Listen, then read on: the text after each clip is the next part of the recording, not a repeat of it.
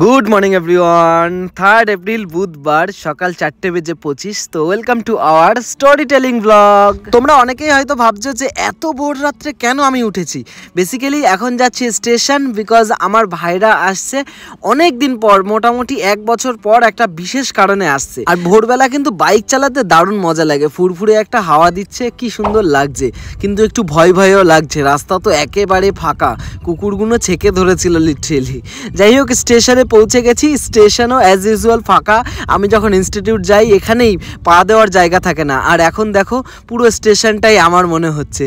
আমি কিন্তু অন টাইমে স্টেশন পৌঁছে গেছি, কিন্তু ট্রেন তার অন টাইমে কিন্তু পৌঁছাতে পারেনি, যেটা রোজই হয় আমাদের লাইনে। রোজই ট্রেন লেট থাকবেই, সেটা ফার্স্ট ট্রেন হোক বা লাস্ট ট্রেন হোক, এটা রোজকার রুটিন হয়ে গেছে। আমরা দেখতে দেখতে বোর হয়ে গেছি। সো ফাইনালি আমাদের ট্রেন ঢুকে গেছে অনেক ওয়েট করার পর, কিন্তু এই ট্রেনে তীর্থরা আসেনি। বেসিক্যালি এই ট্রেনটা ছিল অন্য একটা লোকাল ট্রেন, যেটা ভুল একটা প্ল্যাটফর্মে দিয়ে দিয়েছিল।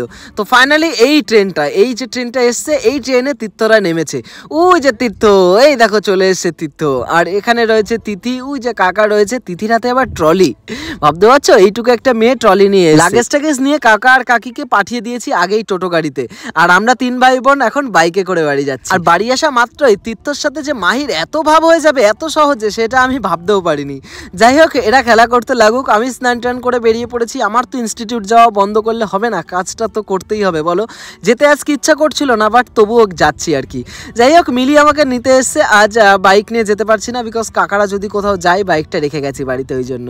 আর আজ অতিরিক্ত গরম, আর রাতে ঘুমও হয়নি ঠিকঠাক, সেই ভোরবেলা উঠে তীর্থকে নিতে এসছি। দেখো, এই জায়গায় আমি সকালে এসছি, এই একই স্টেশনে, কিন্তু এখন আমার বাইক রাখার জায়গা নেই, এতটা ভিড় এখানে। আর সকালবেলা কতটা ফাঁকা ছিল বলো। আর পাশেই মেলা হচ্ছে, মেলা দেখতে দেখতে আমরা চলে এসেছি আমাদের গন্তব্যস্থানে। আর এখান থেকে আমরা নিয়ে নিয়েছি কলা। মিলি তাড়াহুড়ো করে বাড়ি থেকে বেরিয়েছে, তাই রুটি তো নিয়ে এসছে, কিন্তু সবজি আনতে পারেনি, তার জন্য কলা নিয়ে নিয়েছি। আর আমি দেখলাম গরমের ভেতরে এটা ওটা খাওয়ার থেকে এই রুটি কলা এটাই ঠিক আছে, এই গরমে টেকা যায় না। আর এই গরমে ট্রেনেও ছিল আজ মারাত্মক ভিড় আসার পর, কিন্তু কি আর করা যাবে, কাজ তো করতেই হবে, যত গরমই হোক বা যত শীতই হোক না কেন। বাই দ্য ওয়ে গাইজ, বাড়িতে কিন্তু বিশেষ কিছু হতে চলেছে, সেটা তো বুঝতেই পারছো, বিকজ তীর্থরা এত দিন পর বাড়িতে এসছে, স্পেশাল কিছু তো অবশ্যই আছে। আর বাড়িতে কি হচ্ছে না হচ্ছে সেটা তো নেক্সট ব্লগ থেকে জানতে পেরেই যাবে। সো প্লিজ চ্যানেলটিকে সাবস্ক্রাইব করে রেখো। আর এখন থেকে কিন্তু ডেইলি সকাল 9টা-10টার দিকে ব্লগ তো চলেই আসবে।